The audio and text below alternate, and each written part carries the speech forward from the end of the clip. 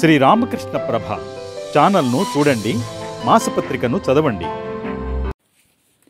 చూడు నాయనా, అహంకారం కారణంగానే భగవద్ దర్శనం కావడం లేదు. భగవంతుడి ఇంటి గుమ్మం ముందు ఈ అహంకారం అనేది చెట్టు బోదెలా పడి ఉంది. ఈ బోదెను దాటకుండా ఆయన ఇంట్లో ప్రవేశించటం సాధ్యం కాదు. ఒకప్పుడు ఒకడు భూతాలను లొంగ తీసుకునే శక్తి గడించాడు. ఆ శక్తి కలిగాక అతడు పిలవగానే భూతం అతడి ఎదుట ప్రత్యక్షమైంది. నేనిప్పుడు ఏం పని చేయాలో చెప్పు, నువ్వు నాకు ఏ పని అప్పగించనట్లయితే నీ మెడను తుంచివేస్తాను అని అంది. ఆ వ్యక్తి తనకు కావలసిన పనులన్నిటినీ ఆ భూతం ద్వారా ఒక్కటొక్కటిగా చేయించుకున్నాడు.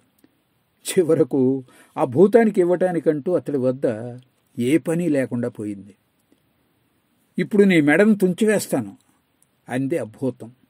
పాపం అప్పుడు ఆ వ్యక్తికి ఏం చేయాలో పాలుపోలేదు.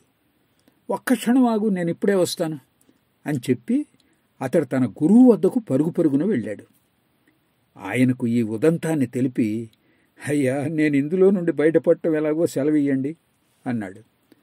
గురువుగారు అతడికి వంకర టింకరగా ఉన్న ఒక వెంట్రుకనిచ్చారు.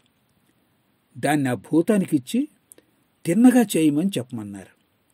ఆ భూతం రాత్రింబవళ్ళ ఆ వెంట్రుకను తిన్నగా చేయటంలోనే నిమగ్నమైంది. కానీ ఆ వెంట్రుక ఎప్పటికైనా తిన్నగా అయ్యేదేనా?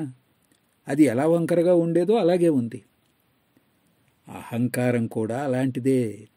క్షణంలో తొలగిపోయినట్లుంటుంది, మళ్ళీ అంతలోనే ప్రత్యక్షం అవుతుంది.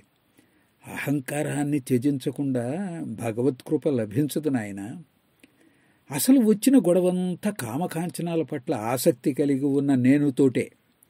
నేను భగవంతుడి దాసుడను అనే నేనులో ఎలాంటి దోషమూ లేదు.